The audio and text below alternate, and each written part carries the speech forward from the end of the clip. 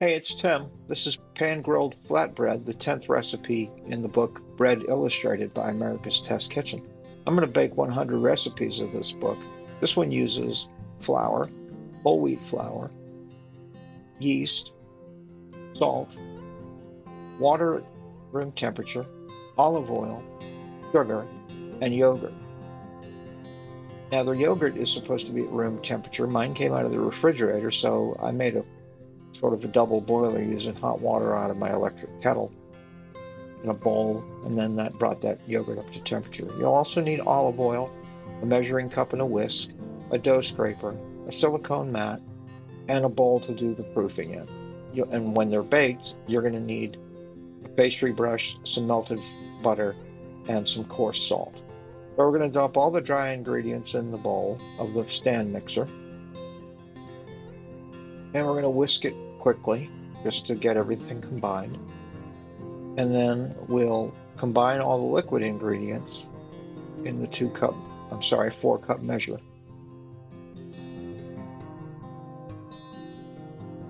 Whisk that together and pour all that in with the mixer on low. Now, this goes for about 2 minutes, but halfway through you want to scrape the bowl down to make sure that flour gets incorporated. You don't want any dry bits when you're done. And after 2 minutes, you turn it off, let it rest, and then turn it back on to knead it. Now, it's going to take about 8 minutes to knead. This is about halfway through. And if you see the way this dough just tears apart when you pull on it, that's because the gluten hasn't developed enough strength. So we're going to give it another 4 minutes. And I'll show you what it looks like now. See, when you pull it apart, it's not going to snap like it did before. So using the bowl scraper, we'll get the dough out of the bowl. I just put it on a clean counter. My hands were a little damp. I used my bowl scraper to help me keep it off the counter. And then using that dry counter and the tension that's created because the dough is kind of sticking to it, you can make it pull and form a nice, tight, smooth skin across the top. And once that's done, we're going to grease this bowl with a quick spray of vegetable spray, and we'll set it aside. We're going to let it rise until it's at least double in size. That's going to take somewhere between an hour and a half and 2 hours. That's the first stage. Now here we are, about 2 hours later, and you can see it's well risen. This is more than doubled in size, but that's okay. Just gave it a little bit of time to develop some flavor as well. So I'm going to divide this into 4. This recipe is supposed to yield 4 flatbreads. And I'm going to weigh it because I like for things to be even. Try not to deflate the dough too much, but it's really a moot point because we're going to roll it out with a rolling pin in a second, so you don't have to be quite that gentle. And you're going to notice something here. These two are not exactly equal, and I'm thinking about it, but I decided against it. I just let them be not quite equal, so that's a big step for me. Normally I'd play with the dough until I got it exactly even. So we're going to roll each one of those into a ball. You push into the middle. You can do this upside down. You can use your fingers, pinch it, and then put it on the counter, cup your hand over it, and just roll it. You don't have to use a silicone mat for this stage. I just like using it. It keeps the counter clean. It's got a nice grip to it, so it helps me with this process.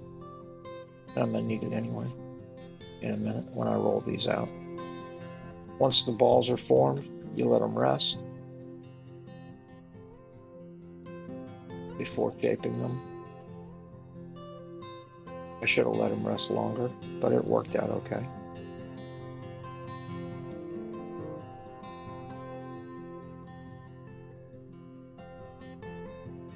A little bit of flour on top, and we're going to roll out.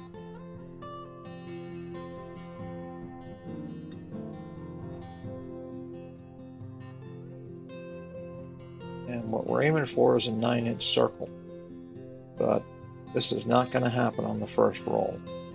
That strength that I showed you that got built up in the dough, that's preventing this from making that giant circle right away, because the dough is elastic, it's pulling back on itself.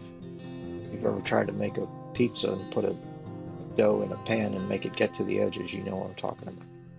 So we've done what we can. We're going to set that aside, and we'll do the same thing to the other 3. And we'll come back and do them again. But first, we've got our cast iron pan. We're going to put some olive oil in that, because that's where they're going to cook. Pan grilled flatbread, after all. And now we'll go back.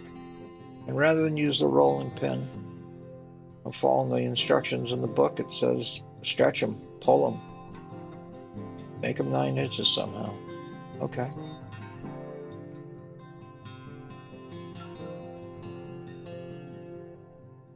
And I'm pulling pretty tight on this dough. It's got a lot of strength. This uses bread flour, which has got a high protein content, and it makes that gluten do its thing. It really holds together.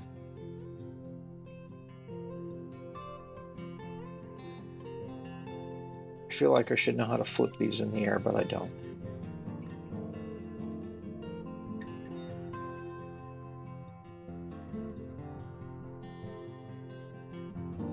So as the other ones are waiting patiently for me to get to them, they're having more time to rest, and they should get progressively easier to roll.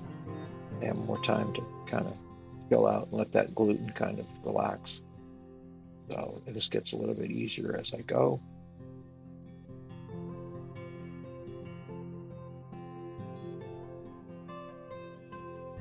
And these are going to be good to go.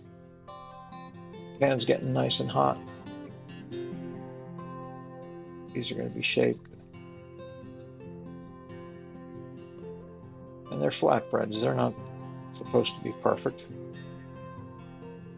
In fact, it's better if they're not. You don't want them to look store-bought or machine-made. It's supposed to be homemade food. Little spray bottle, spray water on the top. I make a mistake with this first one.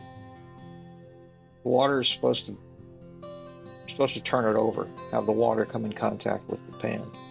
I don't do that. It's too late now, so it's just going to go.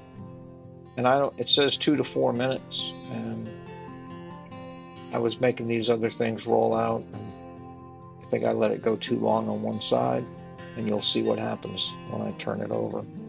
Because it went too long on that first side, it's gotten too raised, it's gotten too bubbled. It's still going to eat fine, it just doesn't look pretty. And I tried to make it better by flipping it a couple of times. I wanted to make sure they were done and not doughy, but that's 1. 3 more to go. I did that one right. I sprayed the water on it, and then I put the water upside down. So this is the first one upside down. I'm putting butter and salt on it. That one looks much better. A little butter, a little salt. Much nicer. Number 3.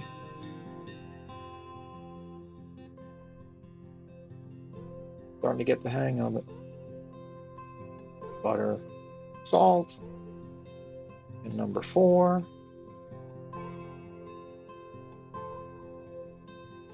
Butter, salt. And there you go.